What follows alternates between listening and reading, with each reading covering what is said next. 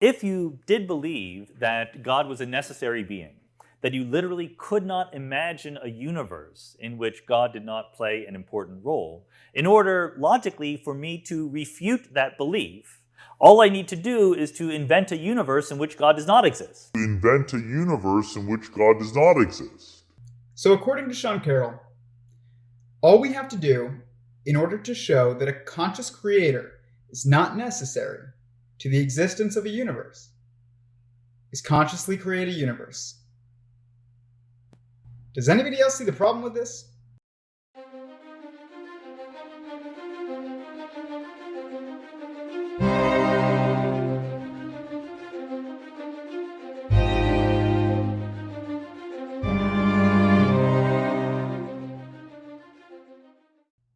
And we're back. So today we're going to talk about a very interesting topic. We're going to discuss the creation of the universe and what were the steps that were taken to give rise to the structures and perspectives that we see today.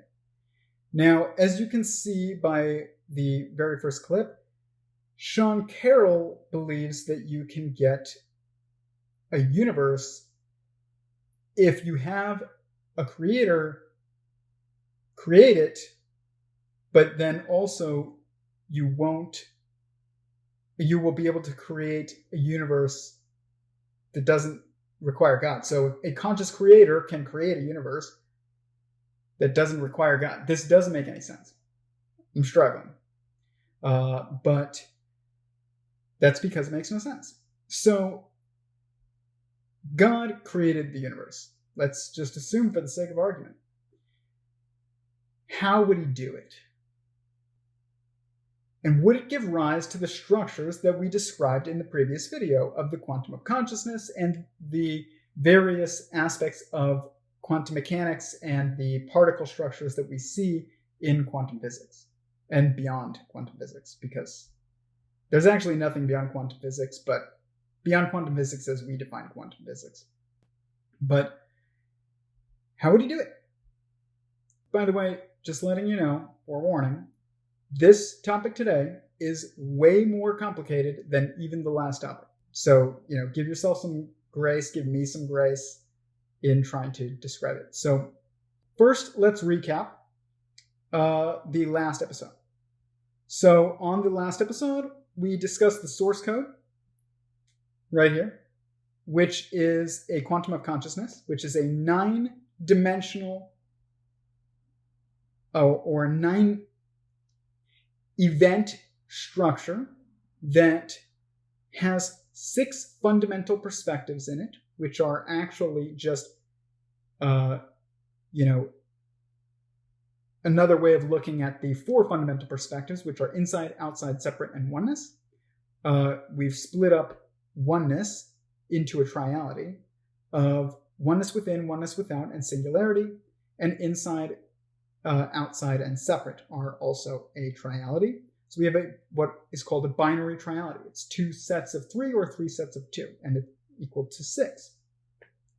We discussed how if you want to see the entirety of a room and you're a spinning head in a room, you spin 360 degrees horizontally and you see 4 walls, and if you want to also see the subjective and objective perspective that you are relative to, not just the plane that you're on, then you spin 360 degrees vertically, which now you see the floor and the ceiling, which is the objective and the subjective perspectives, and this totals to 720 degrees. And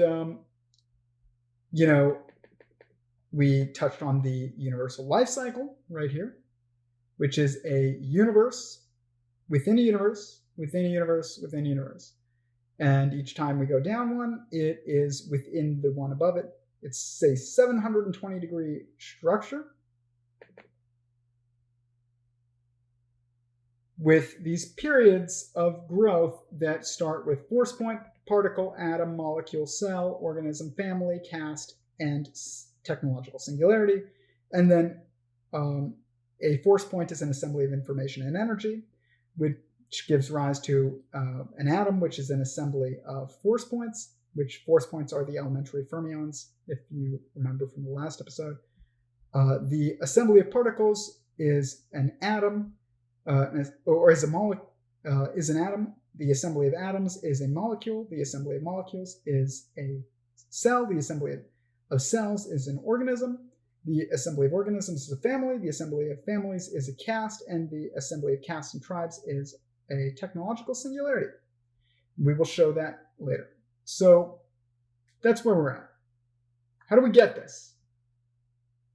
All of this simply from, as well as this, the fundamental source code and the universal source code, simply from, the non-existence of these two. So before we do that, we have to reimagine 1 and 0. And so that will take me to my paper. Remember that my theory and the title of my paper is The Entangled Quantum Force, the Theory of Everything for Everyone, because I'm trying to do this philosophically instead of just using terms in high-level mathematics and terms in high-level quantum physics. But we're going to have to touch on both because quantum physics, philosophy, and mathematics, aka geometry, are all the same. So the abstract of my paper, once again, or of my theory, once again, is that the universal objective source code of existence in all of its fundamental manifestations is a quantum of consciousness. A quantum of something is an individual and irreducible point or particle representative of a given entity, which in this case is a consciousness. A quantum of consciousness is an assembly of entangled perspectives. Given that perspectives can only come from a consciousness, and a consciousness can only come from perspectives, it would seem that a quantum of consciousness and its entangled perspectives are simultaneously the creation of and creator of each other. This pattern results in the creation and union of a singular head or mind point of consciousness on top of an assembly of entangled body points of perspective. This united head-body pattern of singularity manifested on top of an entangled assembly of fundamental perspectives is the universal source code of existence and is present and repeating on all scales of the universe and in all fields of study. And then I said, before the beginning, consciousness existed, existence was conscious, and consciousness was one. Notice that this is a singular being, a singular consciousness, described from 3 perspectives. Before the beginning, consciousness existed. Existence was conscious, and consciousness was one. So we're going to discuss that today. Why can we see it like that? In the New Testament, it says, John 1:1, it says, in the beginning was the Word, and the Word was with God, and the Word was God. My paper says, before the beginning, so we're even before that, consciousness existed, existence was conscious, and consciousness was one. The fermions are all manifested in trialities, and we see this in space with length with height. We see this in time with past, present, future. And these form 2 binary trialities of 6, where space-time is past, present, future, length with height. 6, just like what Roger Penrose said. But not only Roger Penrose. There's this clip of Eric Weinstein that I'm going to show you where he's talking to Lex Friedman, and he's like, Lex is like, explain perspective, not explain perspectives. That's technically what it is, but he's like, explain dimensions. And he's like, when you take a bite of jalapeno and you've got your sweet receptors and your sour receptors and your bitter receptors and your heat receptors and your pain receptors, these add up to 6 receptors and 6 perspectives, 6 dimensions, and you're having a 6-dimensional experience every time you take a bite of something, is what he says. And I'm going to play it now. One of the things you've done is try to explore a unified theory, talking about a 14-dimensional observerse that has the 4D space-time continuum embedded in it. I'm just curious how you think and how philosophically at a high level about something more than 4 dimensions. How do you try to, what does it make you feel talking in the mathematical world about dimensions that are greater than the ones we can perceive? Is there something that you take away that's more than just the math? Well, first of all, stick out your tongue at me. Okay. Now, on the front of that tongue, yeah, there was a sweet receptor. mm-hmm. And next to that were salt receptors on 2 different sides. A little bit farther back, there were sour receptors. And you wouldn't show me the back of your tongue where your bitter receptor was. Show the good side always. Okay. But that was 4 dimensions of taste receptors. But you also had pain receptors on that tongue and probably heat receptors on that tongue. So let's assume that you had 1 of each. That would be 6 dimensions. So when you eat something, you eat a slice of pizza, and it's got some hot pepper on it, maybe some jalapeno. You're having a 6-dimensional experience, dude.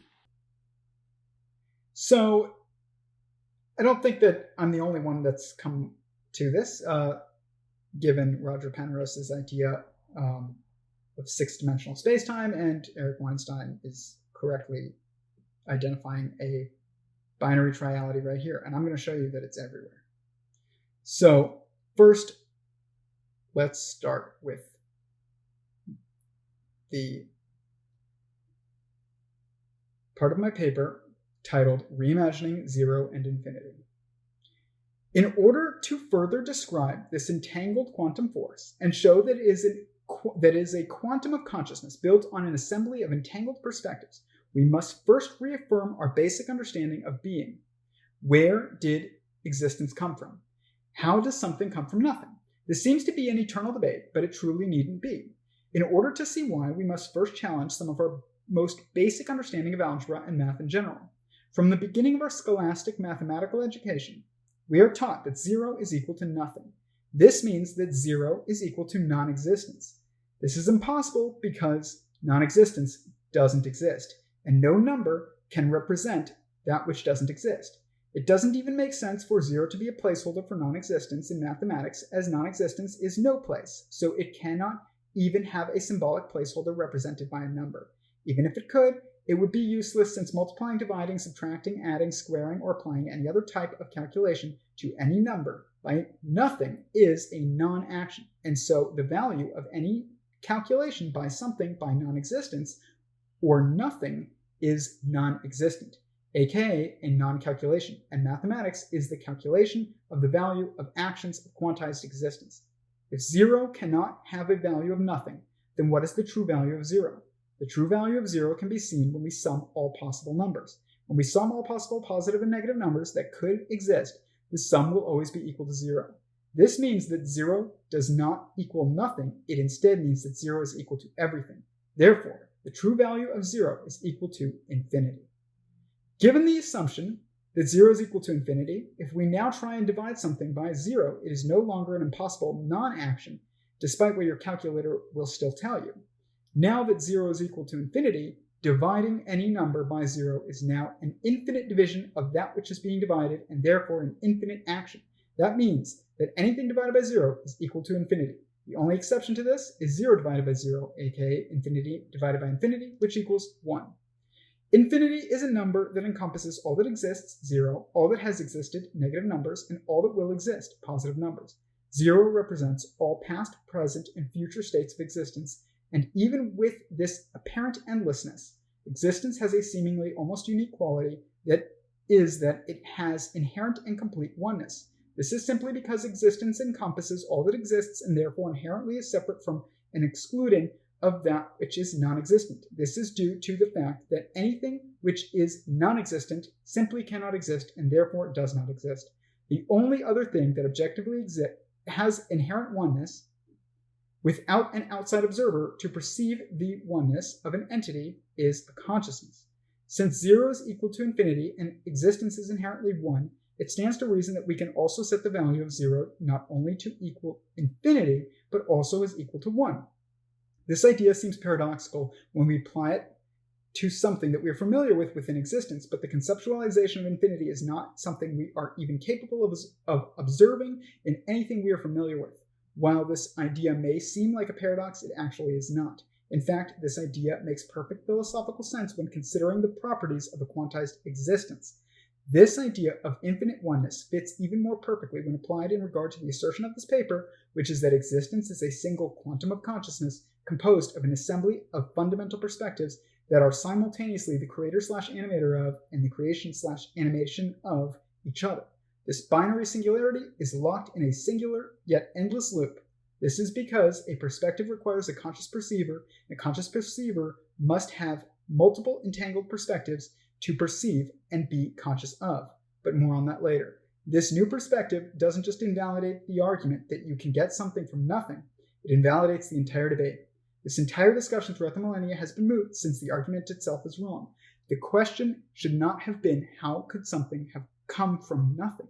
The question should have instead been, can nothingness even exist at all? And no, it can't.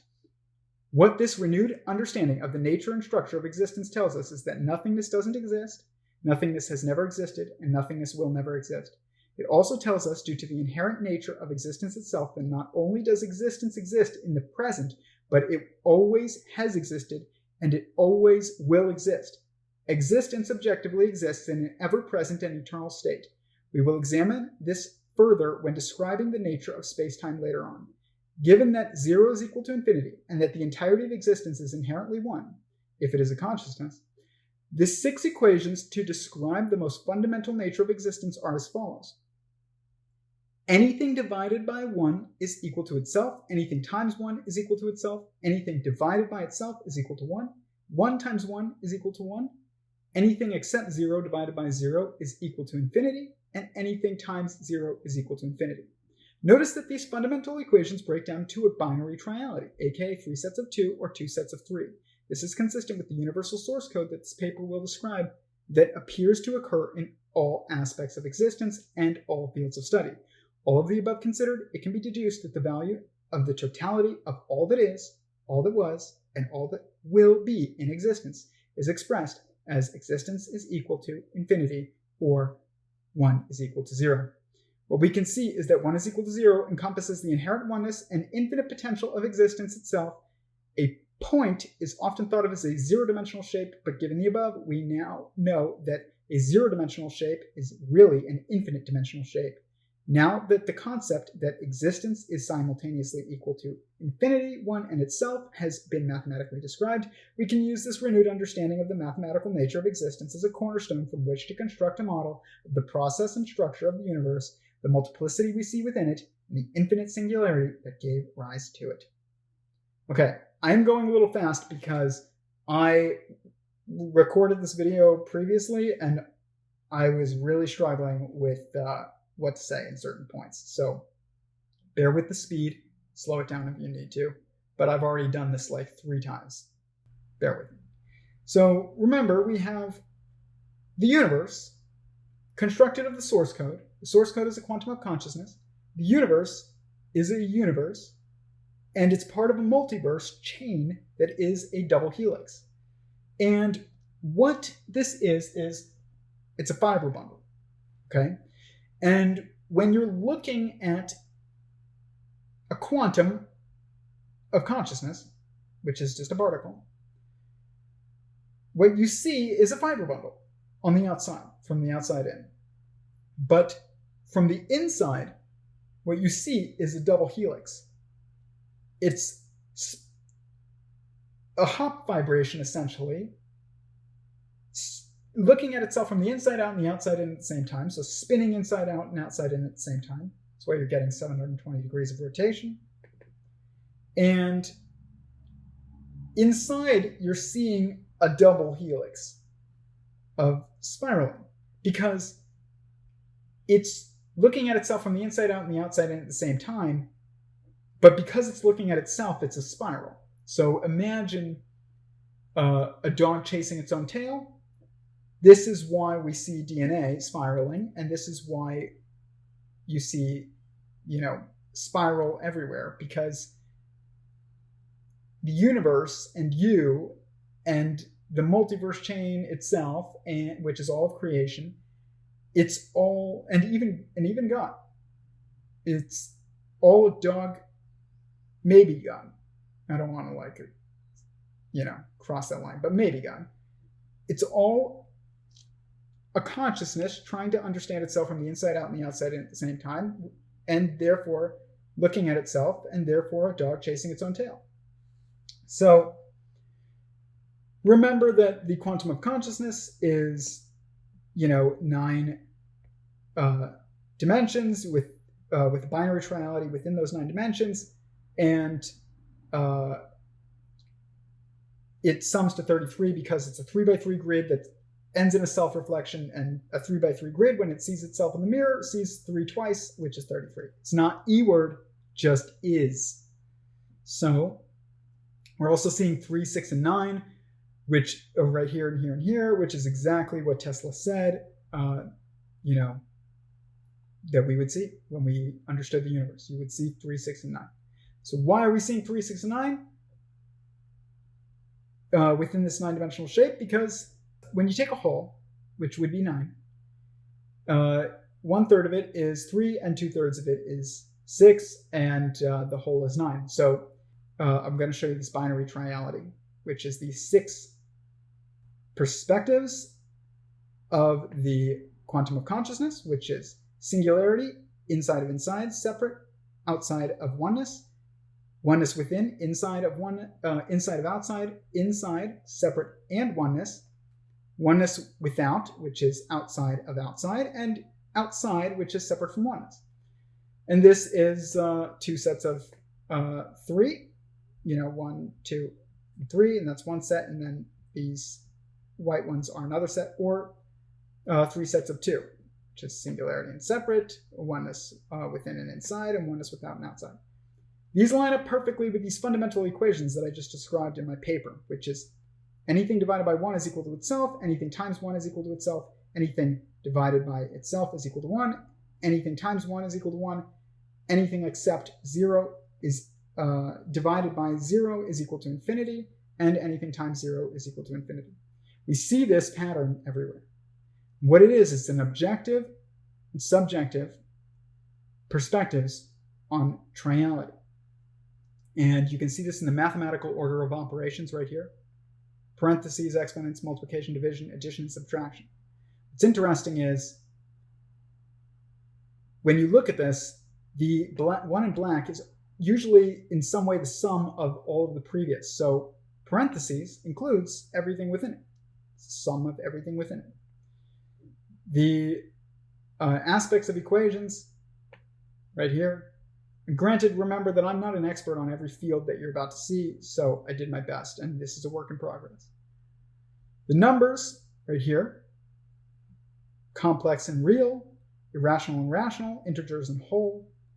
The transformations, vertical and horizontal compression, vertical reflection that are vertical and vertical and horizontal translation. Remember when I said floating head in a room, you need to see every part of the room. You spin 360 this way, you see all 4 walls, and then you spin 360 vertically, and you see the floor and the ceiling to see the subjective and the objective, as well as the plane that you're on, which would be 4.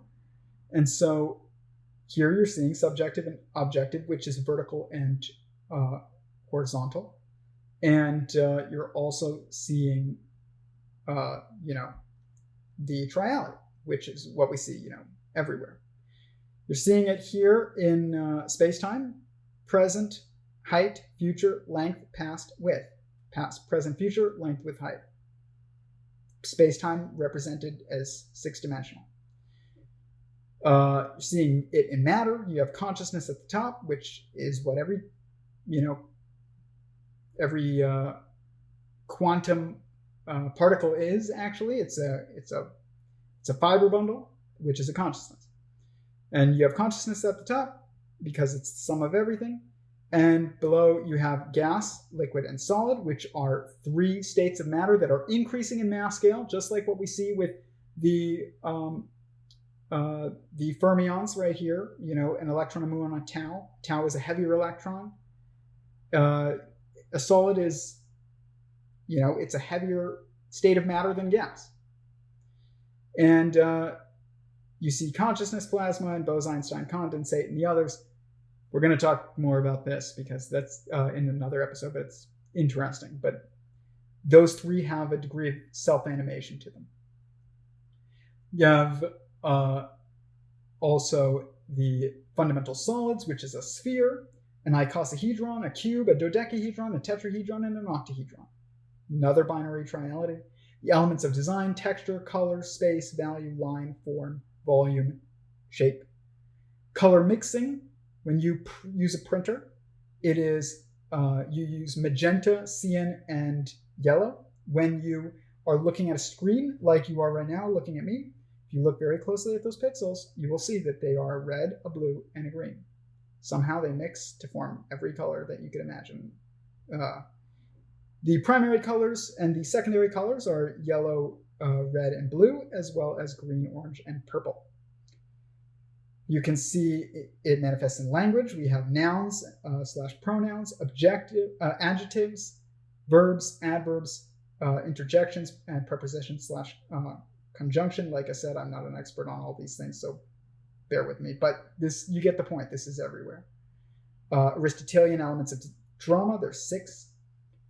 When you learned about rocks in school, you see igneous, sedimentary, and metamorphic. I sat there and I was like, well, I bet you there's also a binary aspect to it. Of course there is. It's platonic igneous, volcanic igneous, clastic sedimentary, and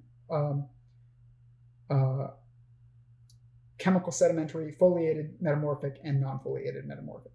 You see it in the vertebrates: humans, mammals, birds, reptiles, amphibians, and fish. You see it in invertebrates, which are arthropods, annelids, which are worms, mollusks, echinoderms, which are like sea urchins, and porphyrians, which are sponges. You see it in the kingdoms of cellular life. You see it in the nutrients in our body. You see it in the food groups that we, categorize: meat, grains, dairy, vegetables, oil, and fruits. You see it in DNA and RNA. You see it in the amino acids in DNA and RNA. You see it in religion: Judaism, Christianity, and Islam, Hinduism, Buddhism, and Sikhism. You see it in sex and gender, which is, intersex male and female, and queer masculine and feminine. You see it in the nuclear family with father, grandfather, mother, grandmother, child, grandchild. And you also see it in our castes, which I said that I was going to discuss. This is the castes. You see king / president, priests / scientists, lords / elected officials, artists / craftsmen, enforcers / soldiers, and laborers. What's interesting is that, like I said before, that this is the subjective and the objective, creating the binary aspect of these binary trialities. You can even see this in the castes that make up our society, because if you look here, the white of priests and scientists, artists and craftsmen and laborers, these are all not government entities. The king / president, the lords / elected officials / appointed officials, and the enforcers / soldiers, or cops and soldiers, these are all government entities. So it's these 3 are government entities, and these 3 are not. And, you even see the increasing of mass scale in religion, because Judaism is a religion that doesn't proselytize, ideally. And it just requires you to be self-motivated in order to convert. It's very light. It doesn't in its force that it impacts on the world, even though people will say, oh, the Jews, I'm talking about the faith. I'm talking about the religion. Christianity proselytizes. knocks on everybody's door, says, have you heard the good news? But it doesn't try to proselytize through the sword today, ideally. Okay, we're talking about ideals. It just tries to convince you. It's like the business, the company, trying to convince you to buy the product. Judaism is the scientist trying to invent the product. And Islam is the government forcing you to accept said product. It is, it believes that, you should convert if you, on your own accord, if you believe in it. You should convert because they convinced you that this was the truth. If you, don't convert on your own accord. But if you don't convert on your own accord or because they convinced you, eventually it tries to force you to convert because it is the heaviest in its force that it inflicts on society. So it's an increasing in mass scale, just like, the fermions. You see this in, your limbs. You see this in the leptons, which is the electron, neutrino, the electron, the muon, neutrino, the muon, the tau, neutrino, and the tau. The fermions, quarks, which are up, down, charm, strange, truth, and beauty. And you see this in your senses. This is probably the most interesting one, is that you have 6 senses. And everybody's always like, what's the 6th sense? Well, the 6th sense is the sum of all of the senses below it. So it is your emotions/thoughts, and they take place in your brain, your senses and your sense organs. So below that, you have sight, taste, smell, touch, and hearing. They sum to the 6th, which is your emotion and thoughts. And these correspond to your eyes, your tongue, your nose, your skin, and your ears, and they sum to your brain or your mind. What's interesting is that a consciousness is an entanglement of perspectives, which is a fiber bundle, like this, which looks a lot like a brain. It looks like an entangled bundle of fibers, of perspectives. And another way of interestingly viewing the senses here is that sight, smell, and hearing are all senses used to perceive things that we don't view as touching us directly. You perceive your sight and your hearing and your smell are to perceive things that are separate from you, versus your taste and your touch and your emotions and thoughts, which all help you perceive things that are literally touching you. Okay, your emotions and thoughts literally touch you in a dimension that you just can't perceive, and it's not E-word. I did a video on the E-word. You can look at it. Don't ever say it. It doesn't apply to anything. It just is. And in order to taste something, it has to touch your tongue. In order to touch something, to feel touch, you have to physically touch it. And it's true that your emotions and your thoughts are something is physically, it's really touching you, I'll say. I won't say physically, even though I would say there's no difference at this point, but it's really touching you. And the others are removed in some way. There's a disentanglement or gap in entanglement between you and whatever it is that you're perceiving through the 3 of sight, smell, and hearing. So, another way of thinking about this is your emotions and thoughts, your taste and your touch are all objective perspectives. They are objectively true to you, versus sight and smell and hearing are all subjective because they're taking place in subjectivity land. Okay, they're taking place in relativity land. They can't actually manifest outside of relativity, whereas taste, touch, and emotions and thoughts can. We even say things like, that's just my taste. We're not even talking about like taste when in regards to food. We're talking about, your preferences. Or when they say, well, something touches you. That painting really touched me. It's like, okay, it touched your emotions and your thoughts. This is an objective perspective. And it's even clear in our vernacular that we understand this even in the back of our minds. I'm not going to say subjectively.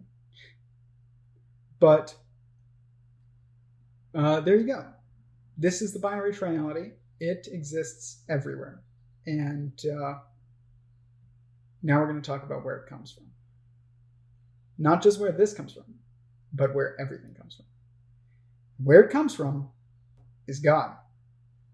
Unlike what Sean Carroll was saying, it is essential that we think about it like this, that there is a God that created the universe, a consciousness that created the universe. And I would definitely say that if it works that when we think about it like this, then it suggests that it's also just true. So here is my map of creation. And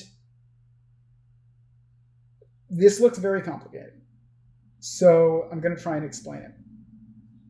But I want you to imagine yourself as God. And you're just a consciousness. And you're all that exists. There is no time. There is no space. There is no other consciousnesses. It's just you and you. And there's nothing else. There's no other place at all. And in order to answer this question of how was the universe created, who created it, where did it come from, we have to actually ask the 6 fundamental questions, which are who, what, where, when, why, and how. This is another binary triality. And it's a fundamental binary triality. So if we assume God is the who, he's also the what, which would be in this case a consciousness. And where is God, because he is the dweller and the dwelling. Why would be for the same reason that all consciousnesses do anything. Meaning, if you are God and you are all that is, then if you're searching for meaning, you will realize that meaning comes from your effect on other consciousnesses. Because if you're all that is, then you're all that matters. You're all of matter. And if you're all of matter, then you're all of matter that matters. And if all that matters and all of matter is just consciousness, then your impact on other consciousnesses is where meaning comes from. It's not self. You can't do it. You can't invent your own meaning.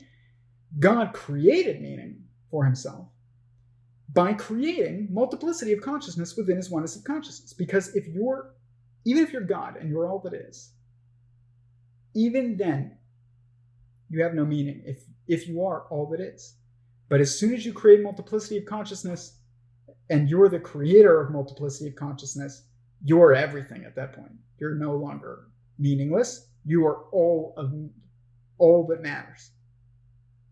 So literally all that matters. You're the maker of matter.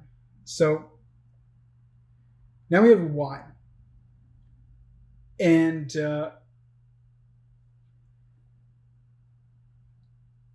we have to get to the how. And this map shows us the how. So imagine you are God and you have to create within yourself creation, multiplicity of consciousness within your oneness of consciousness, a universe, or the start of a multiverse chain, double helix chain, which would be a universe. How do you do it? Well, you have to give a little energy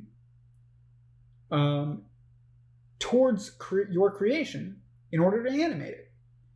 And because God is one at this time and there's nothing else, then you can't divide your energy by like 6.2%. You have to do it by whole numbers, and you have to do it, you kind of just try it in an order, I guess. You would test it. So if God tried to divide his energy by 1, then he would give all of his energy to his creation his creation would have the same energy that he had prior, and he would have no energy left over. He would die, and nobody would sustain creation. And maybe it would be self-sustaining because he gave it all of his energy, but the reality is that now we just have oneness of consciousness again, no multiplicity, and there's no meaning, and this was all for nothing. It's kind of like when Kylo Ren gives all of his energy to Rey in the last Star Wars, and then he dies. This is like that, but there's no one else left outside of it. So it would be a meaningless act, essentially. So then we have to test the next one, which is 2. Try and divide yourself by 2, your energy by 2. You end up with your creation requiring 50% of your energy, and you being left over with 50% of your energy. So once again, it takes all of your energy to put it into creation, and you can't do anything with this because you're just... It's kind of like when you're on an airplane and it says, please put your mask on first, and then you can assist little kids. God has to put his mask on first. And that means he has to have more energy left over after the act of creation than he put into creation in order to sustain himself and creation. And so the next one is he tries 3. Divides his energy by 3. And voila, 1/3 of his energy goes into creation, and 2/3 is left over for him, which means that he's still sovereign over his creation because there is no conflict of power. 2/3 is more than 1/3, and therefore it doesn't matter what happens in the universe. There is no challenging his power, and he can also animate it and himself and have plenty left over. But this is an equation that works. All of a sudden, we get a stable creation, and this model shows this. So, we have 0 and 1 dividing itself into a triality right here, and you can see the sum is 1.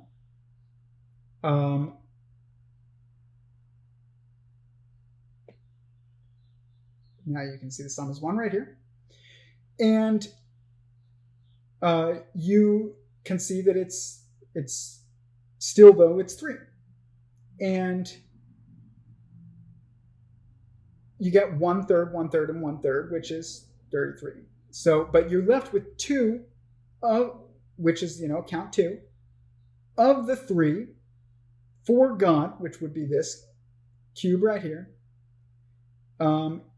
And then 1/3 of his energy is put into creation. So I have this math equation here testing this idea to see. I wrote it to return true if creation is less than the value of what is left over from the division. So if this is less than, a number here is less than a number here, you get true. So when we tried, 1, we don't get that because giving all of his energy to creation, you're still with oneness of consciousness. Half and half doesn't work because it's not less energy to drive creation than is left over. And when we divide ourselves by 3, we get 1/3 and 2/3, and the answer returns to be true. So now we know that right here is where creation becomes stable. And what's interesting is that also this sums to 4. Remember I said 4 is the number of stability.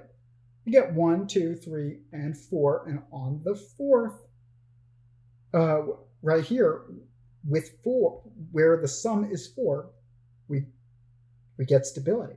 We get 1/3 of the energy going towards creation, and we get 2/3 being left with God, and the sum of all of these together is 4.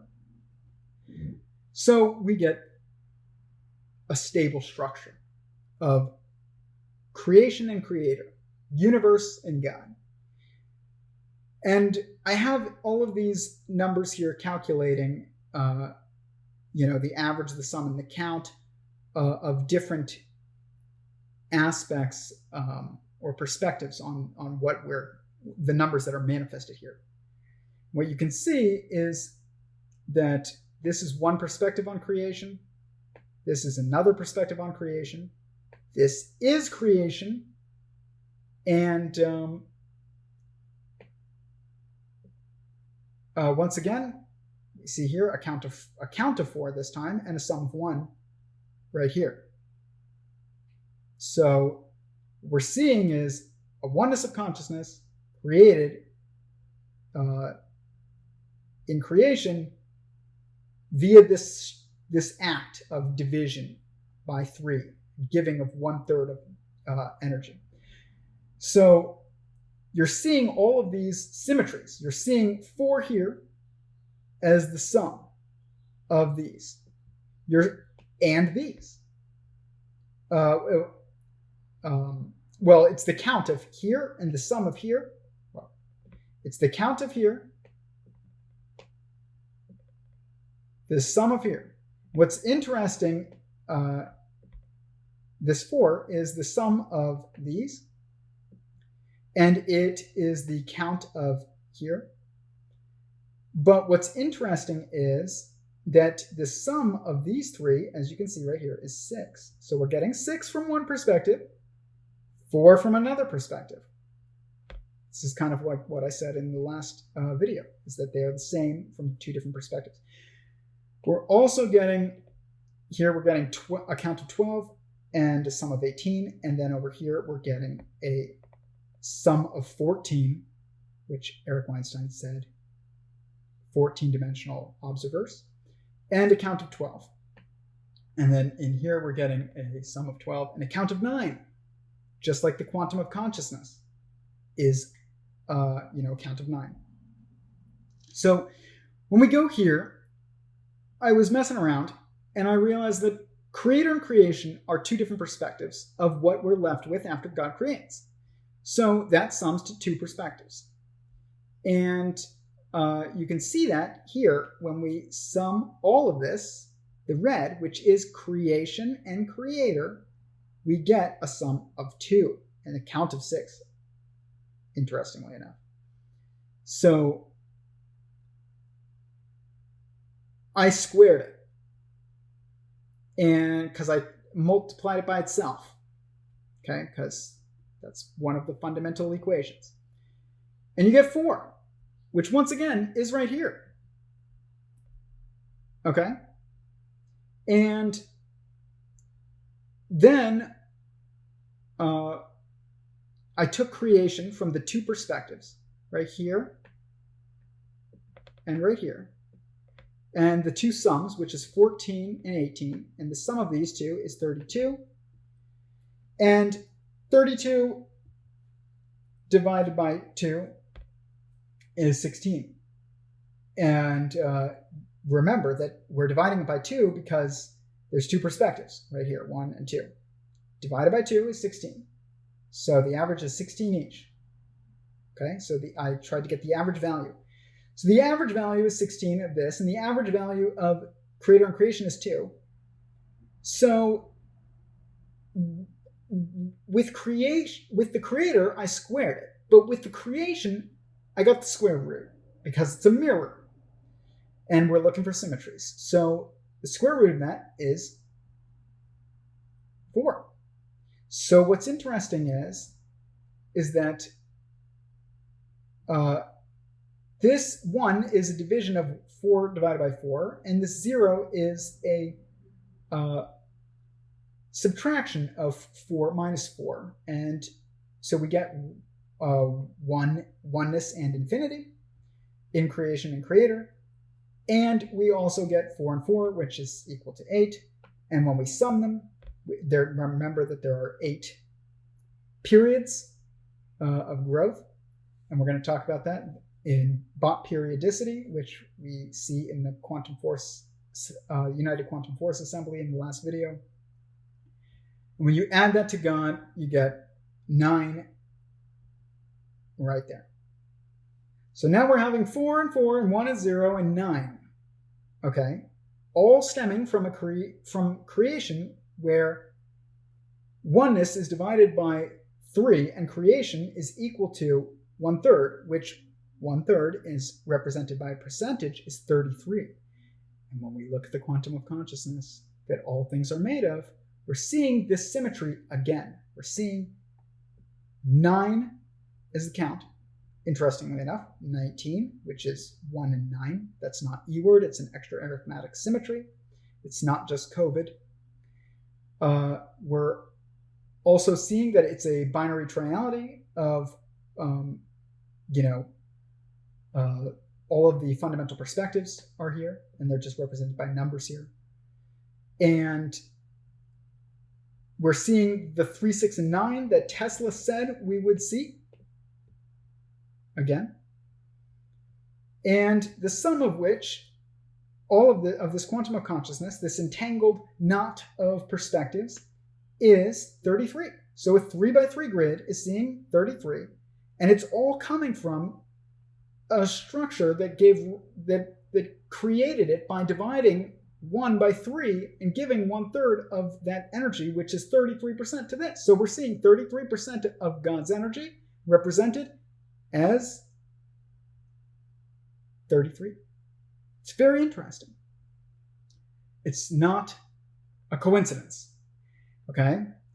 If the universe is deterministic and there is no God, and it's just this irrational universe, Sean Carroll model where everything is predetermined and there is no God determining it, then no number is a meaningless coincidence. None. Because it's all deterministic. And it's all stemming from a pattern. If God makes choices and gives rise to a structure that dictates the creation of our universe, then it's still not meaningless. No number is meaningless. So no matter what, no number is a meaningless coincidence. So if you're just going to dismiss this as, oh, that's just a meaningless coincidence, this is not your channel at all. See my video on the E word. So we're also seeing 4 as the final representation of, the value of this calculation right here. We're seeing it here. And we recognize that this one's coming up and this one's going down. This is a symmetry. 9 ending in 4. 9 ending in 4. Not only that, when we sum these, we get 6. And this is 6 fundamental perspectives in a 9-dimensional event, essentially. And what's interesting is that if 33 represents self-awareness, because it's, the self-reflected, okay, the 3 by 3 quantum of consciousness seeing itself in the mirror, 42 is when we add 9. So when we take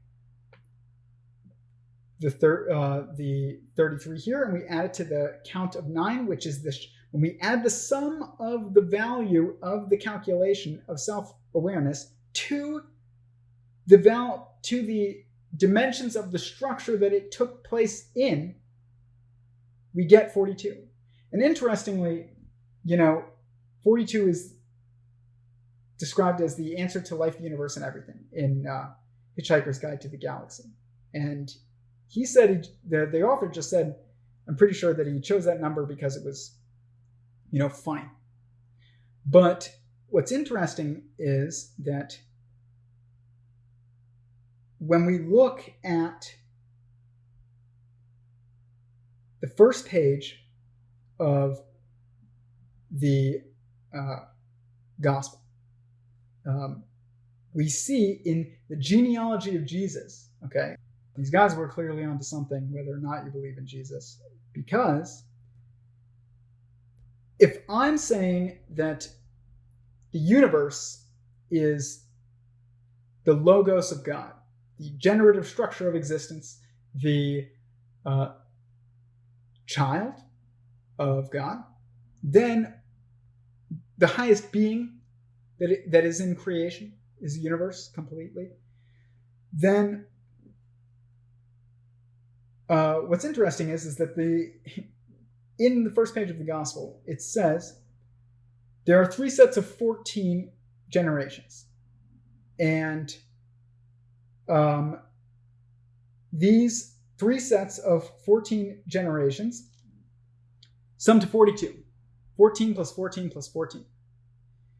And I noticed this pattern in my work as well.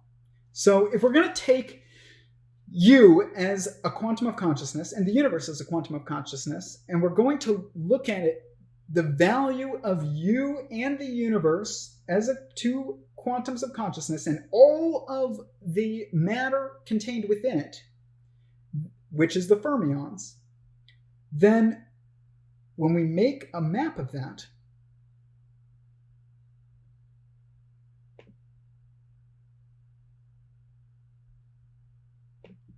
you get this right here that I made. And you can see down strange bottom, up charm truth, electron neutrino, muon neutrino, tau neutrino, electron, muon, and tau. These are the fermions, the quarks and the leptons. And this is a binary triality, these and 6, and these are binary triality, which is 12, interestingly enough. And when we go to our model of creation, we're also seeing that creation has a sum value of 12, even though it takes place in a 9-dimensional event, essentially. So, fascinating. This is 12.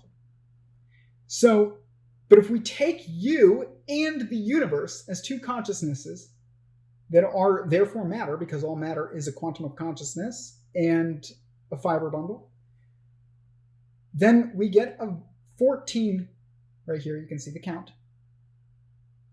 14 dimensions.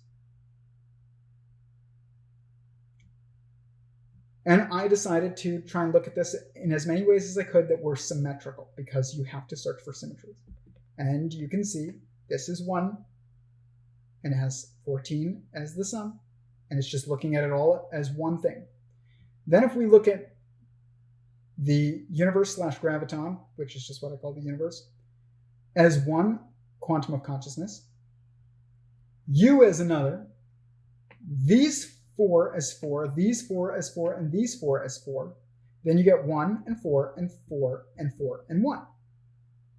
They sum to 14. You can also do the universe and the first generation of all of the fermions, and that's 5. 1, 2, 3, 4, 5. The center is 4. 1, 2, 3, 4. And you and me, or me, looking out, plus the final generation of fermions. 1, 2, 3, 4, 5. And 5 plus 4 is 9, by the way. So this is 9. You looking out is 9, and the universe looking in is 9. Interesting, right? But when you sum them, you get, once again, 14. So there are 3 ways to do this. 14 plus 14 plus 14 is equal to 42. This is all seen as 1.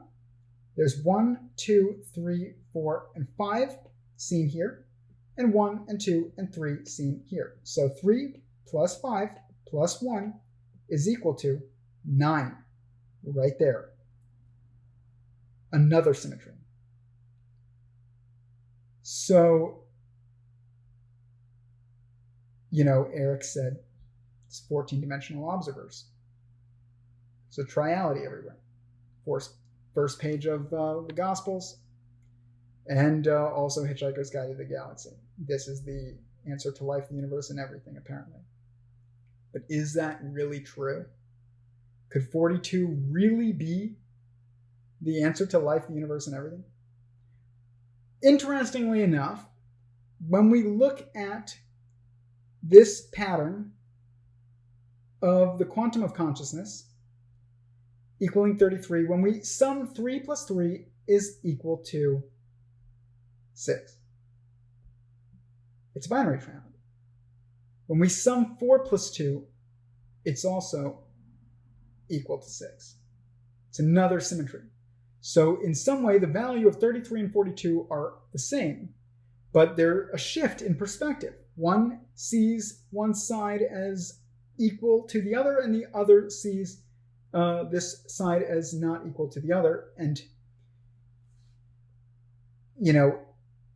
it shows right here, if 33 is the value of self-awareness, then 42 is the value of self-awareness plus awareness of the construct that created the self-awareness.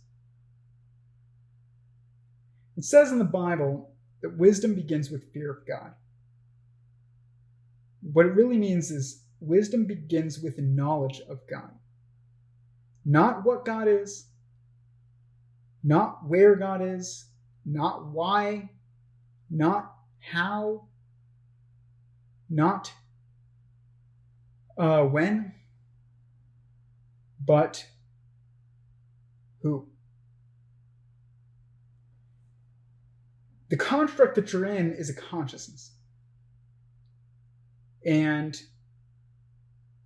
your awareness of that creates an objective-subjective duality of perspective. You are subject to that consciousness. And what this does is it creates a disproportionate perspective in what the value is of one of these beings, from our perspective, to the other. And when we look at 42, we see that 4 is twice the value of 2. 2 is 1/3 the value of the total of 6. This mirrors creation and recognizes the value of energy put into creation by a consciousness that I call God. And so if 33 is the value of self-awareness, then 42 is the value of wisdom. Not just inherent self-awareness, wisdom. Not just of who you are, but also of who you're in and who created you. So I'm going to get into the math even further of where we see these symmetries in the universe. But I kind of want to leave it at this because this was much more concise than my first go. So I hope that made some sense. I know it's very complicated. I'm going to try to find better ways of explaining all of this over time. But like I have said before, I really appreciate anyone who is sticking it out throughout the entirety of these videos. I definitely think that I'm onto something and that this model of creation seems to make a lot of sense. It seems to give rise to the structures that we see in the universe.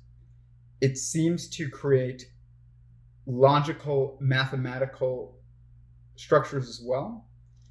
And I think that it also helps us understand ourselves and our place. And as I stated in my previous video, there's nothing that is E-word.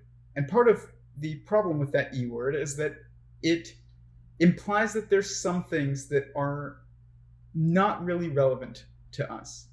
Some things like how the universe was created. But I deny that. I think that everything is relevant.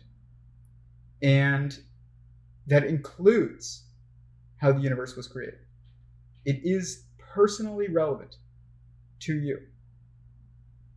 And don't let anyone else tell you otherwise. Or at least hear me out as much as you hear them out. Till next time.